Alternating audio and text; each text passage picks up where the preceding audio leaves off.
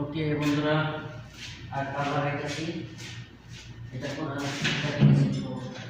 করছি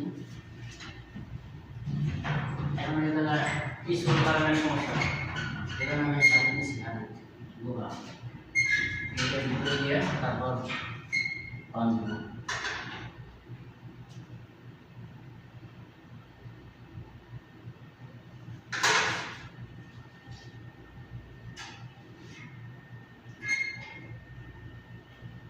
এখানে কেউ নাই যে আমি একটু সহযোগিতা করবো।